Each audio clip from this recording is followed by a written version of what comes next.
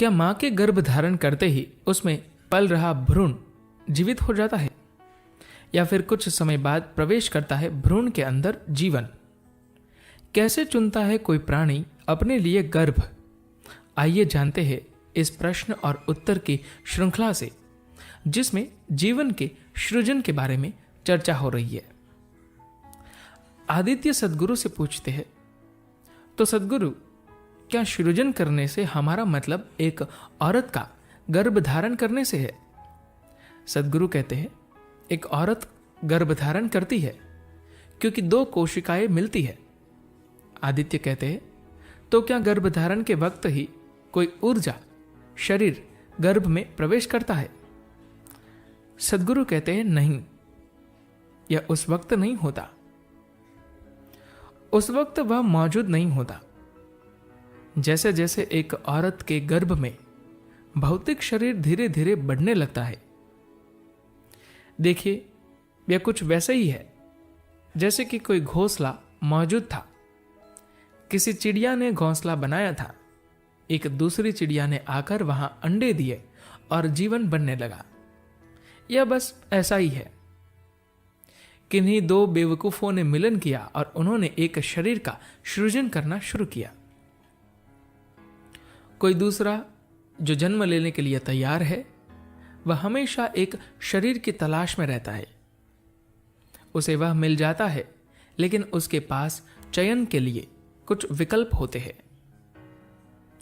उसके पास शरीर चुनने का विकल्प कितना होगा, यह इस बात पर निर्भर करता है कि उसने अपना जीवन कितना सचेतन होकर जिया था। आदित्य पूछते हैं, क्या यह विकल्प हमेशा होते हैं सद्गुरु? सद्गुरु कहते हैं, थोड़ा बहुत विकल्प हमेशा होता है। लेकिन जब मैं विकल्प कहता हूं, तो यह ऐसा नहीं है कि आप एक दुकान में जाए और बहुत सारी कमीजों में से कोई एक कमीज छांट कर खरीद ले। इस तरह का विकल्प नहीं होता है। यह एक कार्मिक विकल्प है। एक प्राणिक शरीर के लिए एक खास दिशा में, एक खास गर्भ में, एक खास शरीर में जाने की स्वाभाविक प्रवृत्ति होती है। वह स्वाभाविक झुकाव हमेशा होता है। देखिए, यहां भी जब आप एक भौतिक शरीर में जीवित हैं, तो कुछ खास लोगों को पाने का आपका स्वाभाविक रुझान होता है, क्योंकि आपके कर्म ही उस तरह के हैं। तो उसी तरह जब आपके पास भौतिक शरीर नहीं होता, तो यह और भी ज्यादा अचेतन तरीके से होता है। लेकिन तब भी जो कार्मिक तत्व आप लिए फिरते हैं, वह एक खास तरह के शरीर की तलाश करता है। तो जैसे ही उसे वह शरीर मिल जाता है, तो फिर उस प्राण की जीवंतता उस भौतिक शरीर की गुणवत्ता को बढ़ाने लगती है। यह सिर्फ मां ही नहीं है जो बच्चे को बनाती है, उसका निर्माण करती है। ऐसी लाखों मिसालें हैं जब मां कमजोर, कुपोषित, यहां तक कि सड़कों पर रहती थी, और फिर भी उसने एक स्वस्थ बच्चे को जन्म दिया। दूसरी तरफ एक औरत जो संपन्न परिवार से है, जहां हर चीज का ख्याल रखा गया है और वह खुद अच्छी सेहत वाली है, वह एक बहुत कमजोर बच्चे को जन्म देती थी। ऐसे अनगिनत मौके होते हैं। ऐसा उस प्राणिक शरीर की जीवंतता या उसे ऊर्जा या कंपन कह ले की वजह से होता है, जिसने उस खास शरीर को चुना है। इसी वजह से इस तरह का फर्क होता है। प्राणिक शरीर के पास जिस तरह की जीवंतता है, वही तय करती है कि वह किस तरह का शरीर बनाती है। तो शरीर के सृजन का काम सिर्फ मां का ही नहीं होता। वहां जिस तरह का प्राणी आया है, एक हद तक वह भी इसे बनाता है। आदित्य पूछते हैं, तो सद्गुरु, गर्भ के अंदर जो शरीर होता है, उसमें यह प्राण असल में कब प्रवेश करता है?